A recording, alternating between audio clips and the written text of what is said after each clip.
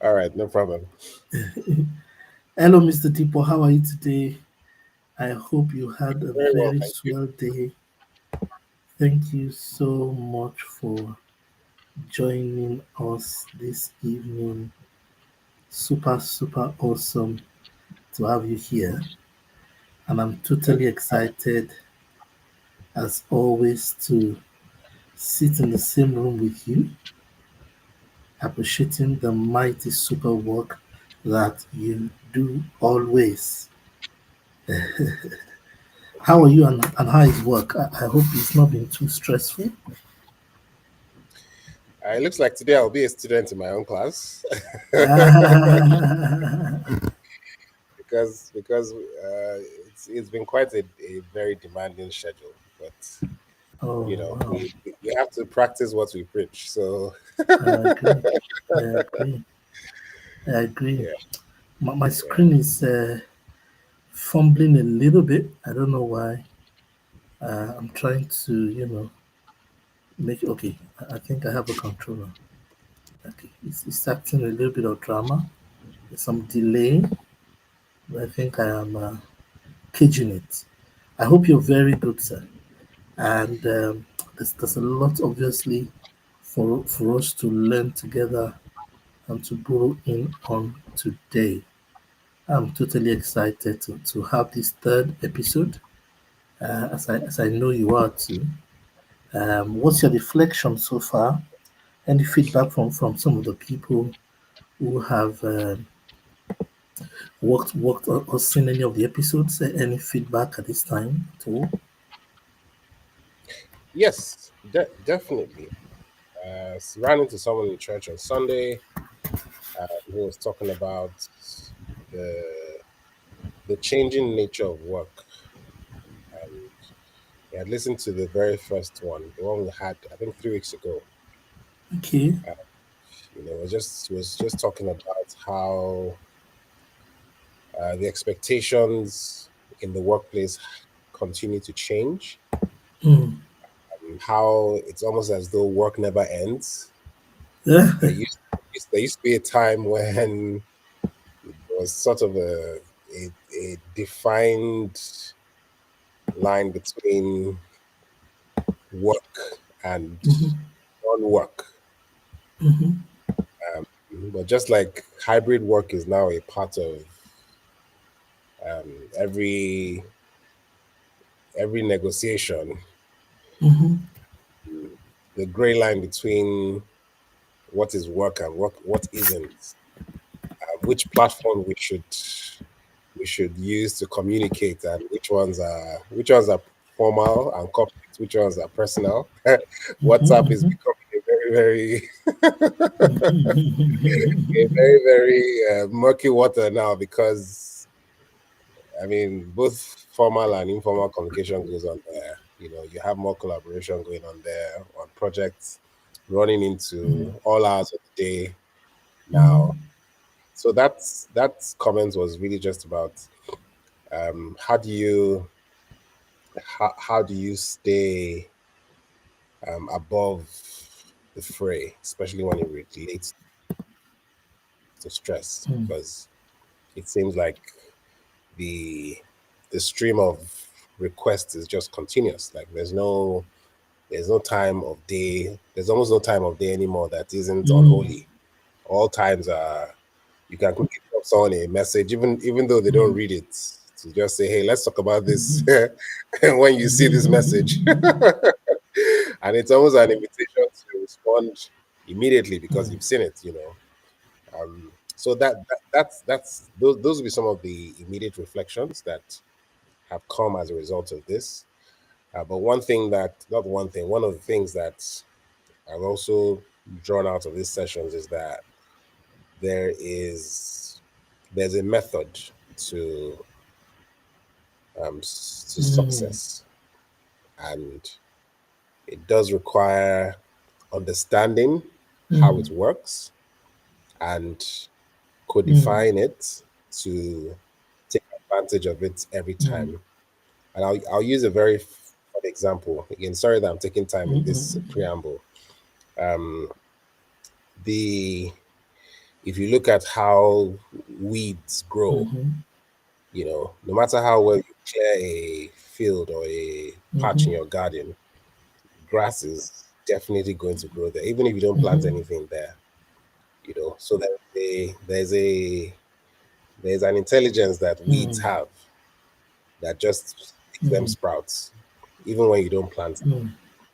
And that kind of intelligence, if people who master success, um, people who have mastered success just know how to replicate, even if the even if the conditions don't seem right, they will still keep reproducing after their kind. So those are some things that sort of jumped at me in this. Thank you. Please, what is the intelligence system of weeds?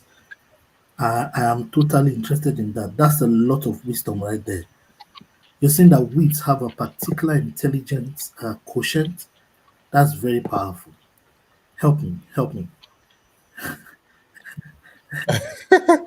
Well, it is that they do not ask for permission. Weeds don't ask for permission. They do not need the finesse of a planting season or a farmer or a ridge.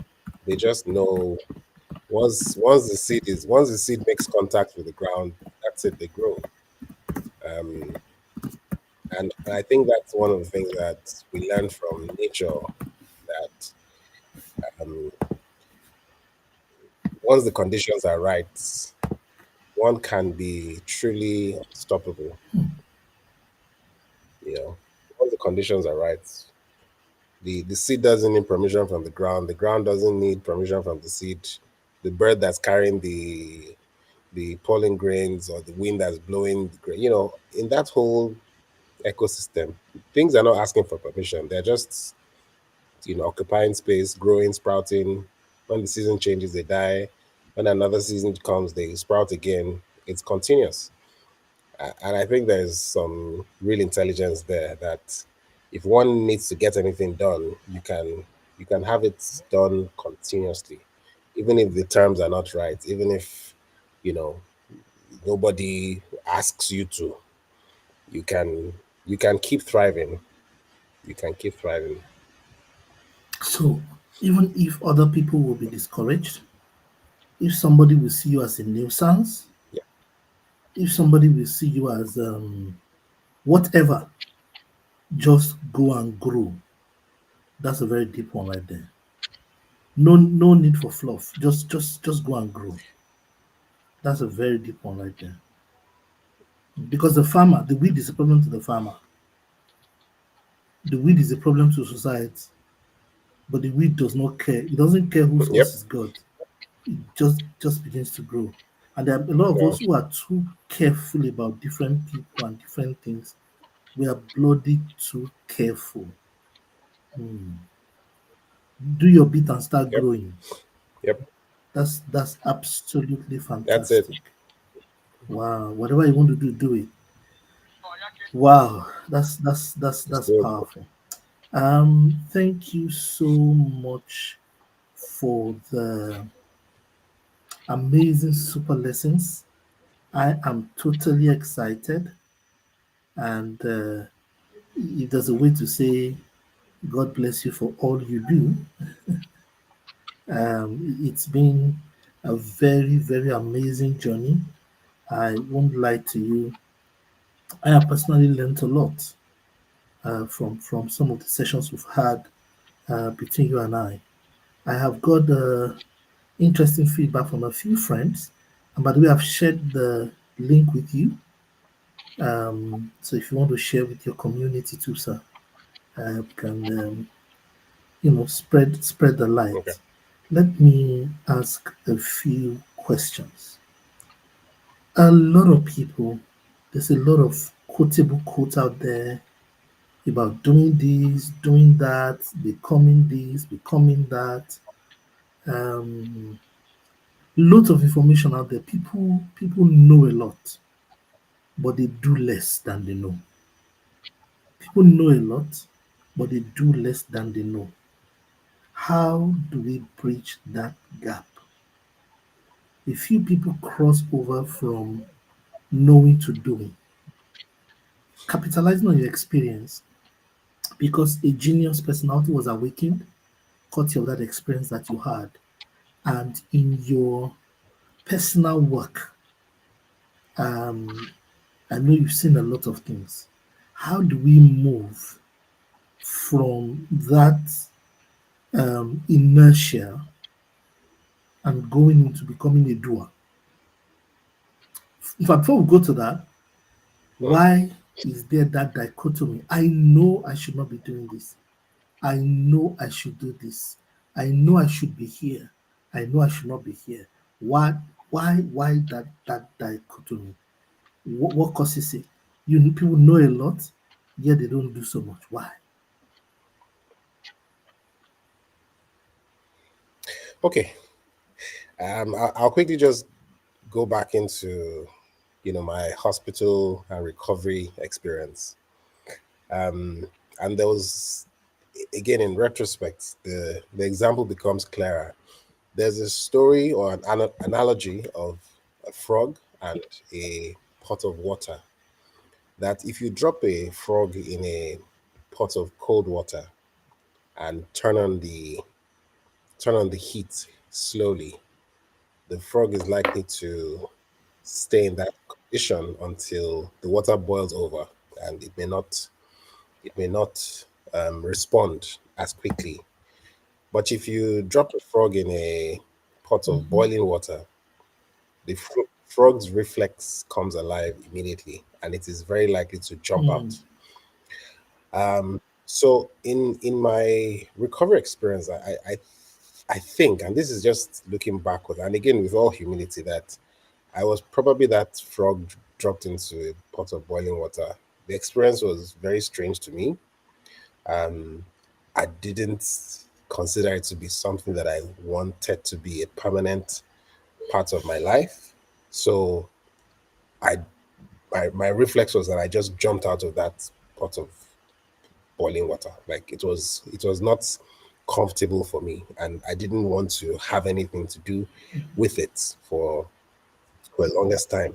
And in fact, now I remember that even after I was discharged, I was doing checkups I think every month or every mm, 2 months, and they gave me a particular pill. It was called Neurobion. I can't forget the name. It was some turquoise-looking pill like this, and the I think it was a neurosurgeon, some not the surgeon, a neuro something doctor shall that deals with neurons. He was saying that I'll have to take this pill for the rest of my life. And I remember saying to myself, I'm not going to take this pill for the rest of my life. Like, what? You're going to make me a junkie. I'm going to be swallowing pills for the rest of my life. I You was what, said it. You 18. said it in your So mind. I said, it's in my mind. I'm not going to take this pill for the rest of my life. I'm not. After that particular batch finished, I stopped because somehow inside of me, I just believe that we have to find a way to solve Mm, this problem, right? It's not sustainable to be on medication. It is not sustainable to be doing this very slow form of physiotherapy. I will not recover, and I'm not going to get back to school. I'm not going to get back to my life. This is not going to work for me. And it was, like I said, back to that analogy of a frog in boiling water.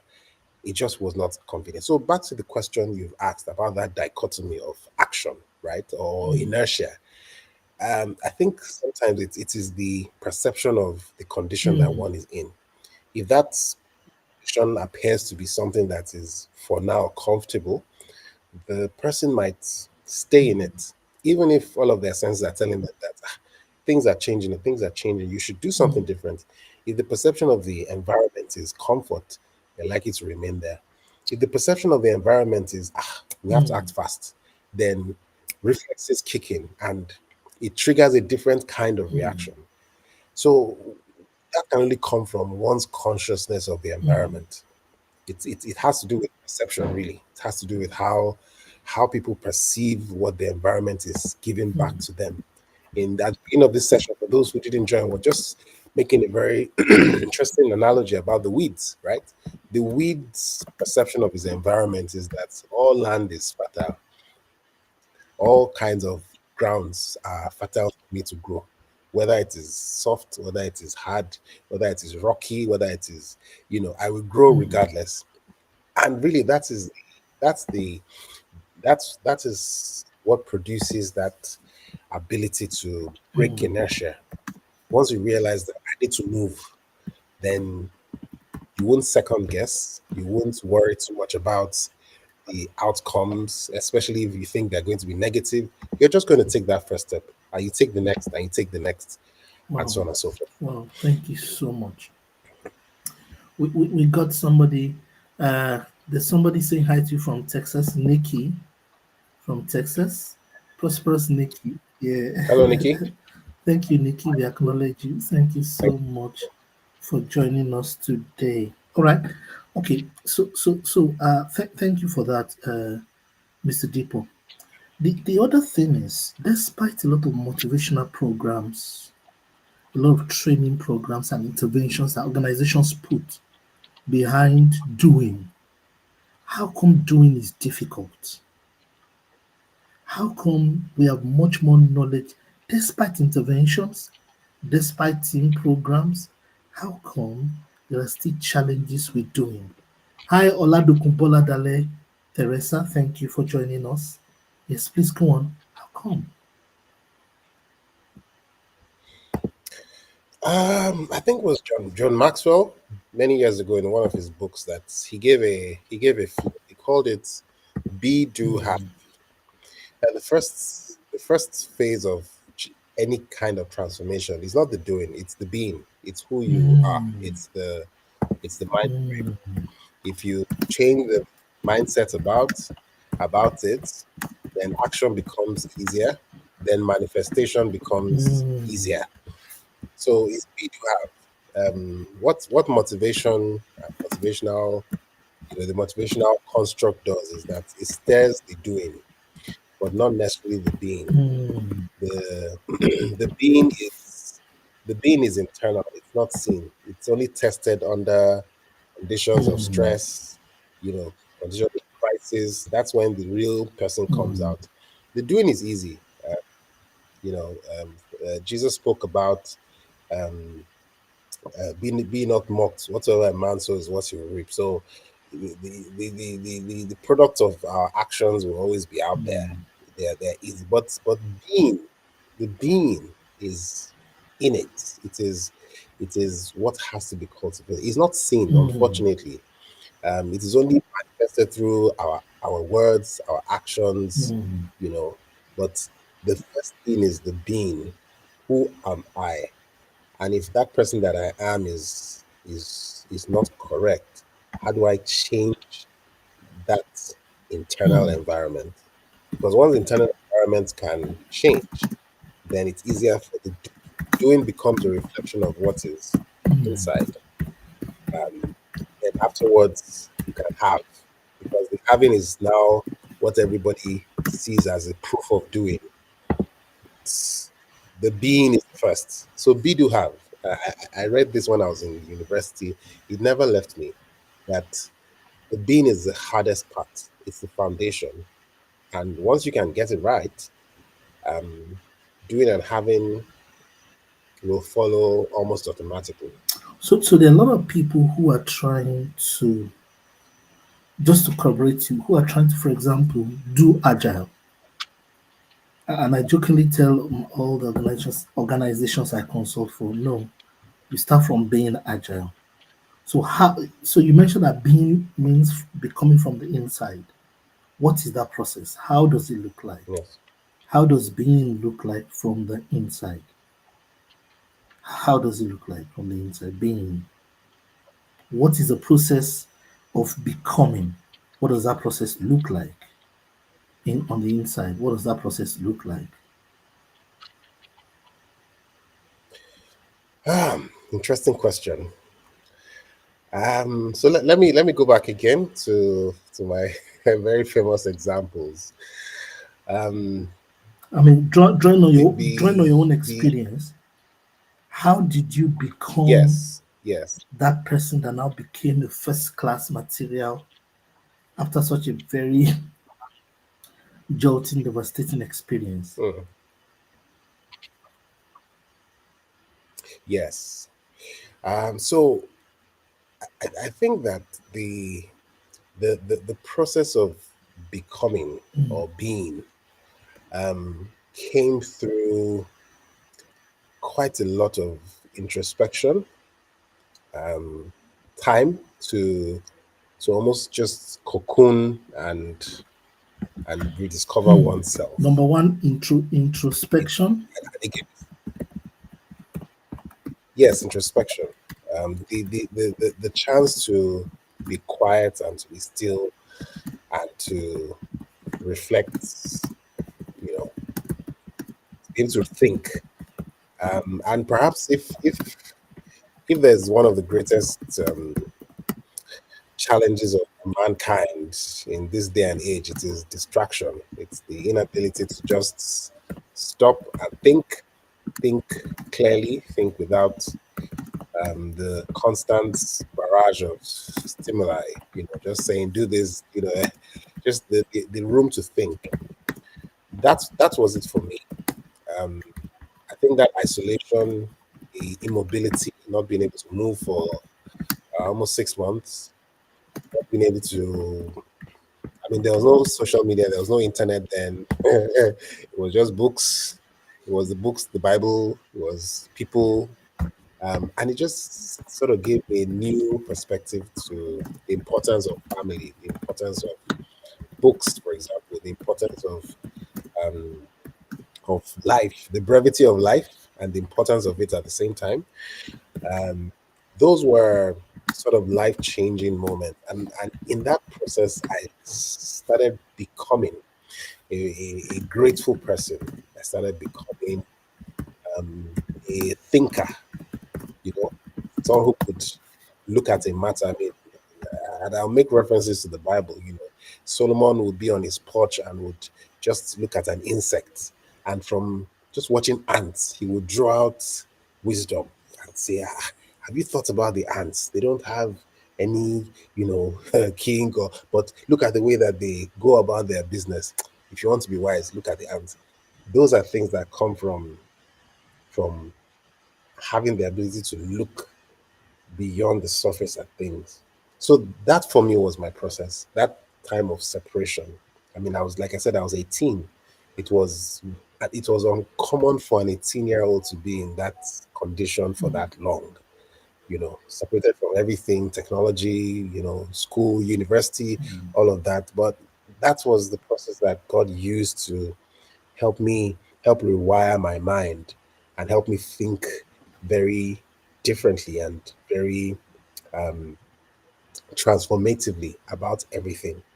Like I was telling you in the last session that we had, that I don't panic. I don't panic on. I mean, there are times when I can be anxious, but I'm generally not someone that panics. I don't panic at anything because I've sort of seen that at the end of the day, everything is going to be fine. Like everything is going to be fine. So there's no need to panic. And that's, first of all, has to do with becoming somebody that understands that at the end of everything, you're going to be fine. No matter how big that financial obligation is, no matter how debilitating the illness is, no matter how crushing the heartbreak is, no matter what it is, you will be fine. But that comes from being in a place where you have seen things go rock bottom and you've rebounded from it. And so you then become the person that knows that, hey, you're gonna be fine. Nothing is going to, there's nothing that can break you. That's very deep. What you look at programs you. So there's a formula right there. The formula is disconnect, either willfully or with hardship. Disconnect from your current routines or your patterns. Step two, create time for observation, reflection, and the assimilation of the information, of the new information. Create further time, create further time to reflect deeper on it. And as you do this, a rewiring happens. I had to slow down to take that down.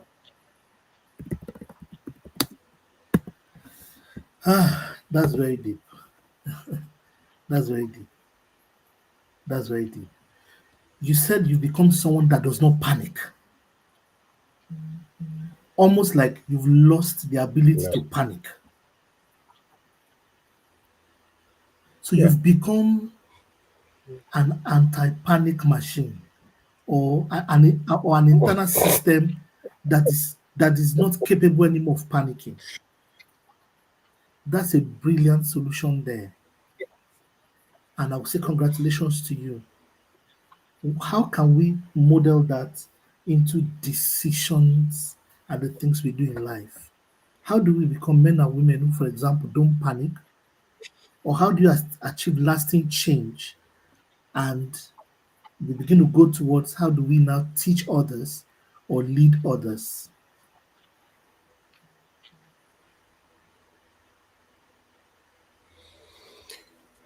Okay. Can Please, I go? don't worry, I'm maintaining Okay. communication with some other elements as we're working, but go on. Okay. All right. So this morning, one of my colleagues came to my office, and I live and work in Lagos, Nigeria, and he was talking about, he had some anxiety about the new tax law that's kicking off next year. And he made a very funny statement. In case you're watching, I'm using your statement today. So he said, from next year, I want to collect all my salary as cash, so that uh, I will be immune to the new tax laws. Hmm. And I could tell that he was. I mean, he was joking, but I could sense some concern in his voice. So, and by the way, Nigeria, starts a new tax system next year. There are certain provisions of the law, but again, there's quite a bit of ambiguity. There's also a lot of misconception. Um, there's a lot of misconception going on, and there's fear. There's all of that. Um, um, Not Sorry at about all. that. Someone's just calling me.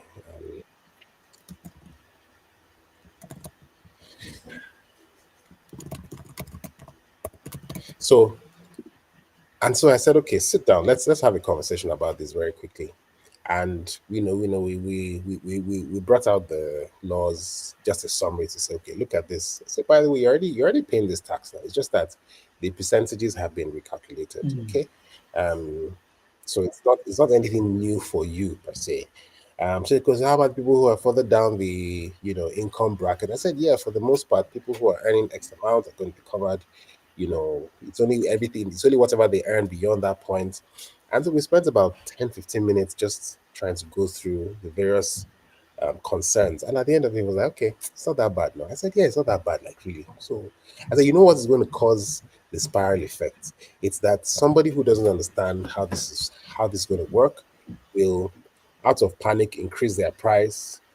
So the food seller increases their price, the transporter increases their price, the provision seller increases their price. Everybody is increasing their price based on a speculative basis. And at the end of the day, we have some kind of inflation that is triggered by panic, but there's no real substance that is backing it, because it's just everyone afraid that this whole thing is going to cause. And then we now have a balloon effect where poof, things have gone out of control and we don't understand what's Hmm. going on. And that's essentially is what happens a lot of the time.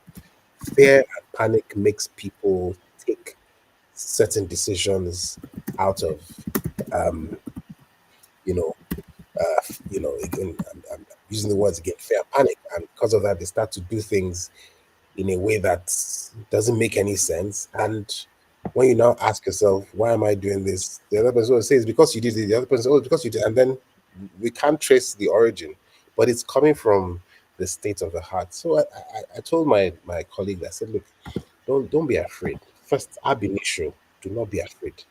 Okay, we're going to have a session in the office where we talk about the because we're going to be professionals. You ask all your questions, and for people who are within your circle, also talk to them.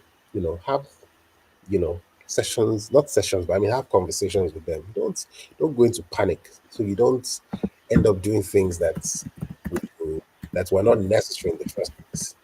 So I think that's what being in that state of mind helps you do. It helps you look at things objectively. It helps you ask questions. If you step out of your house and you see everybody running, the the instinct is to join them and run. But you might also just want to ask, like, why are you running? What are you running from? Uh, or maybe you just go back into the house and observe for a bit before you take any action, because sometimes those things are triggered by somebody saw somebody running, they started running, and then everybody else who saw those two people running started running, and it might not even be a case of any real thing happening. It's just that it's a response. Again, this is not to say that there would not be instances of social upheavals that can cause panic. Definitely, there will be those things. But the state of the individual, even in that circumstance, still has a lot to do with how they handle things like that. It has a lot to do with that. So I've been very favored in life to go through this path. I know that there are people who may not necessarily understand how one can stay one can stay calm even in what appears to be a storm. But there is no there is no permanent Mm, storm. Storms are incidents that happen and then calm returns. The typical nature of the sea, of is calmness, but storms are, once you have winds and all of that. Oh, there's a storm, but after the storm, calm returns. So it's not to define a situation by the storm. It is to understand that when the storm comes, it's going to be momentary. Here's what I need to do while it is there, and then calm returns again, and you prep for the next mm, cycle. And if we really think about it, most of the time we tend to define things by the most sensational event. If I ask you about your childhood now, you won't talk about the meals you ate. You won't talk about, the days you were going to school. Talk about the things that are most memorable. The day you got to school later and teacher, disciplined you. The day your parents, so the regular days, even though they are the majority, they aren't spoken about, but they form the majority of the time. Majority of the time, you're not in a high excited state. You're just going about, your life like that. So I think that's sort of how one can dimension being able to stay calm. That after all this is done, um, things are going to go back to a state of rest, and we'll go on with our lives. We would have learned the lesson, but we're not going to be in this state of constant upheaval forever. mm. That's a deep one. That the sun would always shine again. It doesn't matter how difficult the days, the sun will always shine again. That's a super one. Thanks for that. Um, Yes, and Doc, before you go, the sun actually doesn't stop shining. It's the clouds that just cover the it's the clouds, it's the rotation of the earth that makes it look as if where it's nighttime. The sun is actually constantly shining. It's constantly shining. So it's just the position at per time that makes it look like it is nighttime or it's daytime or it's cloudy or yeah. so, understanding that that storm and that chaotic environment is temporary, and not calibrating your life by the reality of that storm. Thank you for that. I have had experience in helping teams and organizations move from knowing what they should do to doing what they should do. And you mentioned it earlier, clarity is king.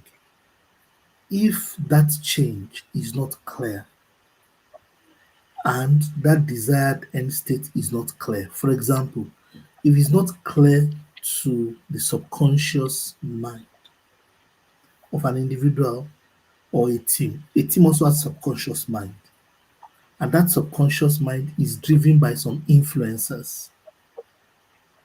There are every culture has the nerve center.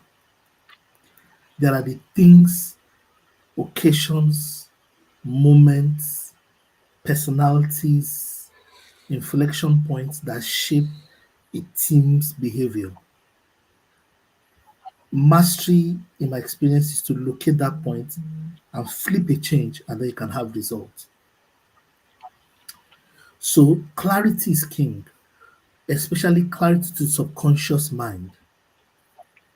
I find out that people begin to change into doing what they want to do if we begin to work on them by piling that place up with need for change. Let me explain. A young lady said, well, I know I should meet everybody at the networking event that was paid for, but I don't like meeting people. So I said to her, what you need is motivation. I said, for everyone you meet, I'm going to give you 100,000. She said, are you for real? I said, yeah, just let's practice. It was a meeting of about 120 people, and she began to meet people. At the end of the day, she had met 80. So she came to the evening and said, at the end of this, so please, where's my money? I said, your money. I said, which money? I said, the money is not in your pocket. She said, how? I said, that's 80 potential business opportunities. I paid you. She laughed. A second example I normally give is if Mm, somebody says he's very tired, he's a 90-year-old man or woman, he's tired. Introduce a live tiger that is breathing into the room. The person has energy all of a sudden to move. What has mm, changed? It is clear that if you continue to stay tired, you're going to end up in the belly of a mm, tiger. So, creating the necessary atmospheric conditions and communication, especially, that will make the subconscious to know that this is what I'm looking for. At what point does your bed get uncomfortable? So that you wake up early in the morning. If, for example, I say, Mr. D, theoretically, I'm sorry I'm using an example, but you say to one of your staff, for example, tomorrow morning, everybody that gets here by 6:30 a.m. or 7:30 a.m. or 8:30 a.m., you're going to get 100 million naira each. All of a sudden, they can't sleep that night anymore. The same person that loves sleep, same person that's looking for alarm to wake up. What's going on mm, is that it's not clear. People are in the current state of not being because that new state is not clear to them. And this is clarity at the level of the mm. subconscious. The moment it is clear to you what the outcome is, your muscles follow because the mind and body are one. So why do you Yep. need time? You need time to program. Why do you need that disconnect? You don't want any other new signal. You got to create space for the new signal and give it time to simmer through. And it takes a lot of energy because those signals transmit energy to your seat of decision making. In fact, they communicate energy, they fire your seat of action. So, how do you bypass? Should I stand up? Should I not stand up? Should I stand up? Should I not stand up? An example is to supply yourself with sufficient stimuli about the desired state. For example, somebody says, no, I'll still come late tomorrow. Okay, let's add 10 more million. I'll still come late tomorrow. Let's add another 10 million. There is a point when his heart will start beating, where he'll begin to react a certain way. And before you know it, he'll be like, so I'll see you, don't worry, I'll see you in the morning. And we need to give ourselves the time to reprogram. But my question is, how do we make such doings permanent? You achieved it for yourself so that old habits don't come and arrest you again,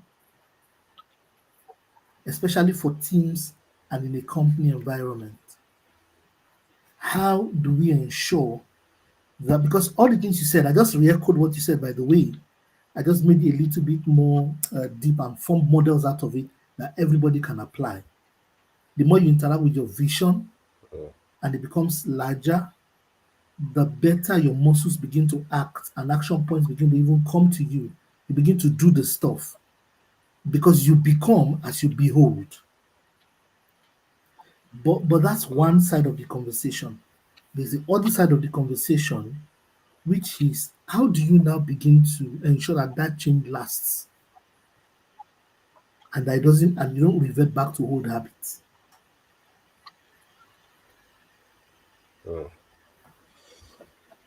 Oh, that's a very that's a very Yes, sir. interesting question. And let me try and stretch the logic a bit Yeah. further, to say that if you if you actually go through that process till the end, process of separation, to get clarity, to, you know, have a Mm-hmm. rewiring done, it will almost be impossible to go back to the person that you were before, Mm.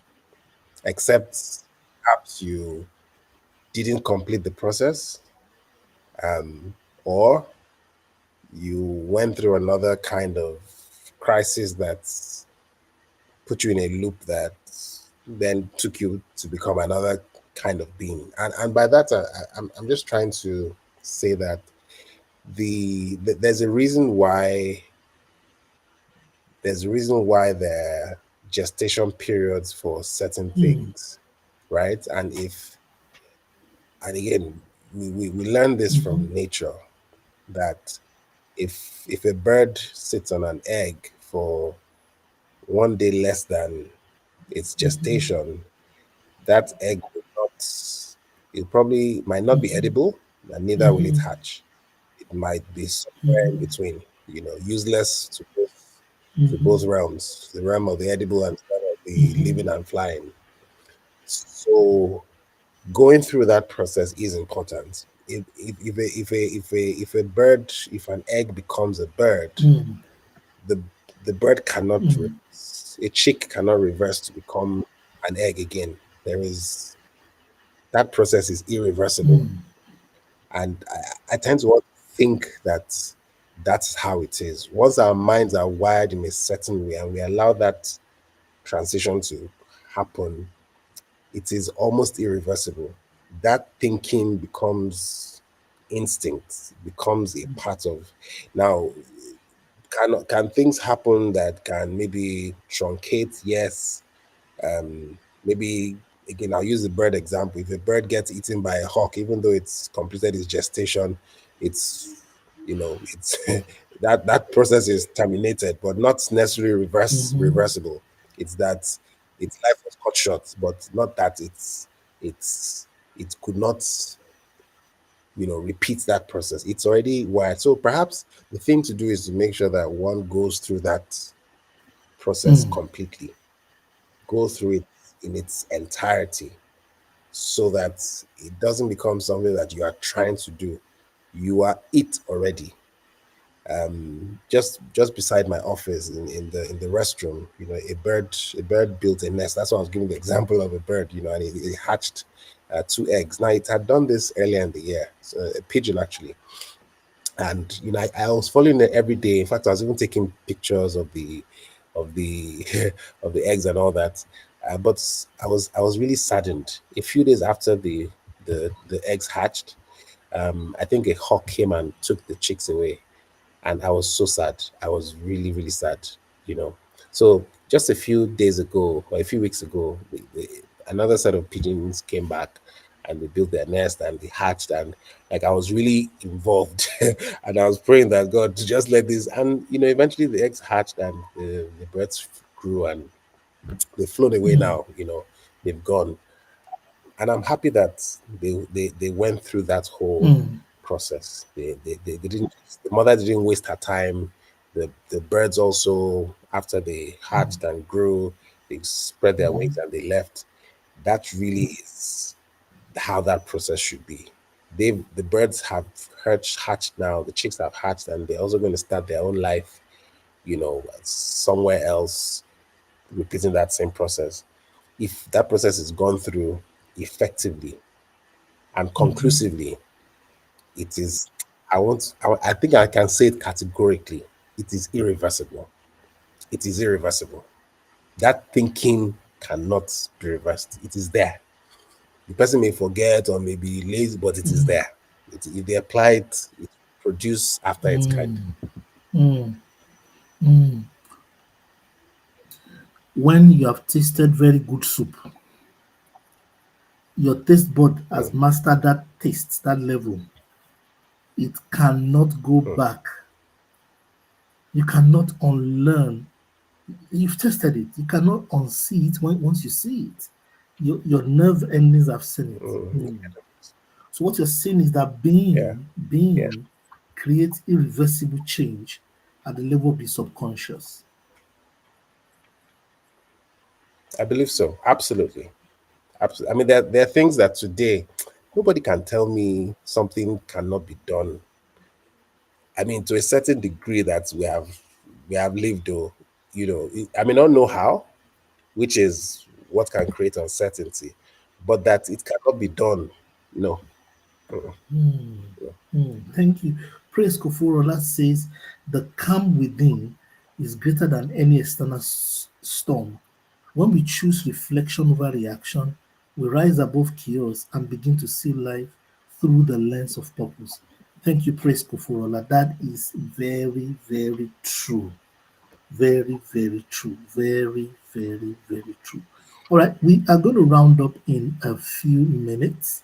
Um, and this is about re engineering the mind, working to ensure that we go from being to doing, from the mental map you have to doing. Apart from clarity, apart from internal reflection, and spending that time to cast change internally, there's the element of breaking it down. Anything can be broken down into small bits and pieces. Break it down into small bits and pieces. Break it down into small bits and pieces that are achievable. Celebrate small wins so that, I mean, some will say do a pilot because there are people that will not support you until they've seen a pilot. All right.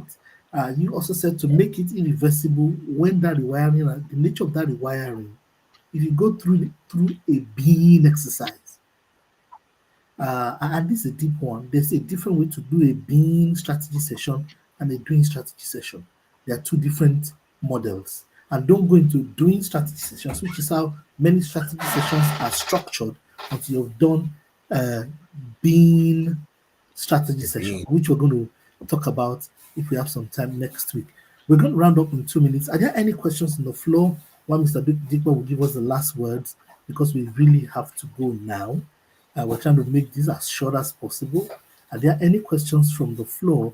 I've got about three more things I'm going to talk about how to go from being, how to go from doing to being. I just have three more comments, short comments, but I will hear if there is any feedback from the audience. I can see any, but Mr. Deepo, please go on. Okay, so In conclusion, the in conclusion, yes, okay. So in conclusion, the being part is unseen.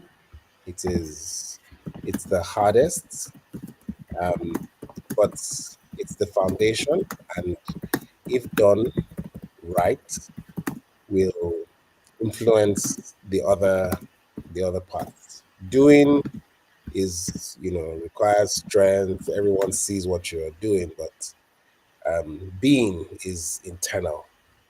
Um, and I think about it this way: no one teaches. We started this session with the comment on the wheat, right? No one teaches the weed how to spread. It has intelligence of just spreading. Weeds, that's it. That's what they're good at. That's who they are. That's their being. So they spread. They spread. Whether you cut them down today, give them another 2 3 weeks, they'll be up again. That's their nature. That's the being part. The doing part is that how they are carried from one place to another. So it's the same with individuals and teams.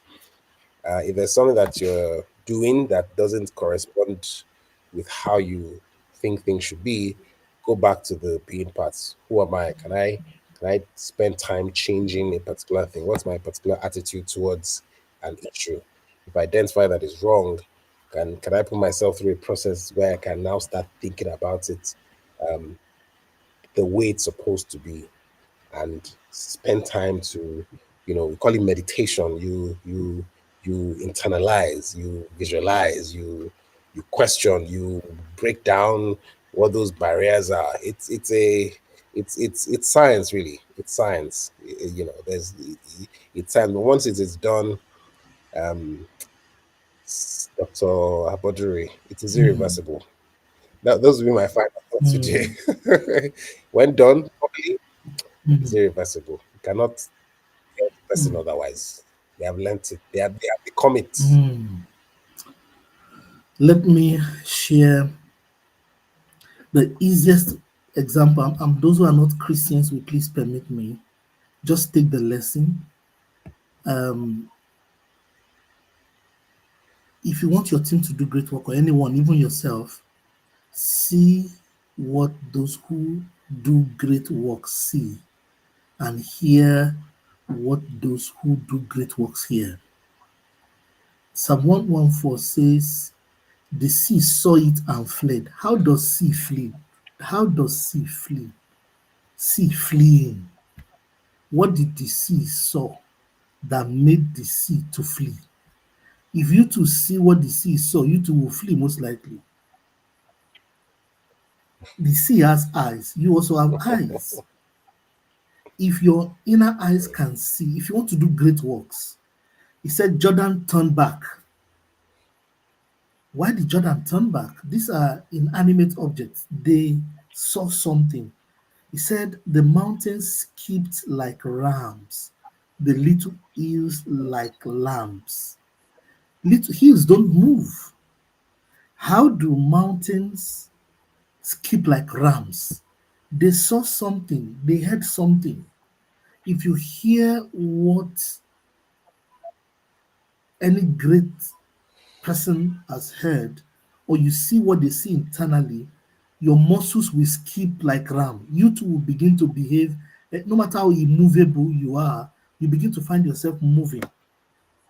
He said, oh, Jordan, what happened that you turned back? Oh, mountains that you skip like rams. Oh, little hills like lambs. I mean, and then it goes on and on. What's my point? If you have anybody you love or anybody you want to mirror their results, just ask them questions about what they see internally. Understand their internal sights, their internal hearings, the thoughts, the feelings, the emotions, and the imaginations, the things that are unseen. Understand what are the look out for what is their mental syntax. When they are talking, listen for their mind, the seats of their will, emotion, and intellect. Listen for the things they don't put into words. That is their persuasion. Re-engineer their utterances into persuasion. If you have ever had opportunity to raise up your hand or be in an inner circle with them, locate their hidden imaginations, the materials they feed on, the thought, feelings, imaginations, emotion, moods, perspective, perceptions, ideas, that drive them. If you feed on the same thing, your muscles will move the same way. You will find yourself doing things that you didn't know you could do. That's why I'm interested in Mr. Deep's story. He's a wonder sitting right here, and I won't let him go until he blesses me with the things he saw. How do you get to the point where you are a man that cannot panic again? That's a big deal. You can't. He's lost the ability to panic. There's some things he saw on that hospital bed, and I'm not resting until I get the exact things he saw. We're still going on that journey. What did he see that made him become like this? I will not allow it because I'm a student. I love to learn. And that's what I'm leaving you with. If you understand the thoughts, feelings, emotions, imaginations, and the internal pictures that drive a person, their result is easy for your muscles to get. They will just begin to move. And David the psalmist had the habit of conversing with nature. He was talking to hills and lamps. He was talking to, sorry, hills and Jordan and the river and the waters. That means they were talking to him. And remember, he had opportunity for solitude. Somebody said Israel was running. What did David saw? What was in his mind that made him to face Goliath? He had been in the wilderness alone for years upon years upon years. He was soaked in some internal meditations. And that's when he got across the Psalms. I mean, he could talk to hills. It takes a lot of patience to talk to hills. Where's their mouth now? But he got information from them. How did you know that Jordan moved back? Mm. How did David know? He read it all. And so he observed by meditation that this Jordan moved back. Why did it turn back? So water can change his mind and turn back. If you see what David saw, you too can do the work of making the water to turn back. If you are able to see what he saw or hear what he heard, and this is a universal principle, of course, for believers and anyone at all who understands the power of sitting down to penetrate behind the scene to issues. I drop my mic. This is the secret of going at individual level from being to doing and also doing the same to your team. Please share widely, talk to your friends and family about this. We'll come again next Wednesday when Mr. Deepo and I will be on episode 4. I think we have a 7 to 8 part series with Mr. Deepo. We will get the secrets. Mr. Deepo, any last goodbyes? Anything you want to say to people before we draw the curtain and leave the studio? Um, no, God bless you, everyone. Thank you very much for the time. This has been very, very useful. Thanks, Mr. D. Thank you. I am totally excited to be here. I think we need to end the stream now. My friends and family on Instagram, let me just say bye to you guys on Instagram. Just 1 minute, let me check on Instagram. I saw a lot of people. Let me just say bye to everyone. Oh my God, it's a long list on Instagram. Where do I start from? I see you all. Wow, it's a long list. There's Paul Caddy Music, Jola Olu, PF Freshers. My God, the names are serious. Pedagogic, Pedagogzi Guy, Omodolapo, Jehi. Oh, Adenike, my sister. That's it, my sister from when we were secondary school. We have Tom Oloyede, Edgar Barry, Omanso, Abesua Jumi, Kochola Grace, my good people. It's a long list. I'm sorry if I cannot call your name. Chinedu, Vinay talk to Seme. That's Dr. Seme, thank you. Moses Dice, Ugochinyere, Sister Mio. Oh my God. Thank you, Kumero. Thank you, everyone, for joining us. I'm totally excited at having you in the room. My people on LinkedIn, I see you all. And all those who commented, thank you for commenting and interacting with us. It's been a lovely evening, and we will see you. Oh, Praise says, what practical steps can help someone create clarity when the mind feels clustered? Mr. Debo, what practical steps can help someone create clarity when the mind feels clustered? Help us, sir. Well, practically to try and cut off as many Okay. distractions.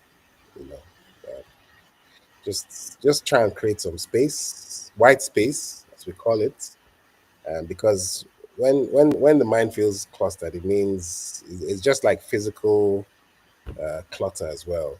There's everything is everywhere.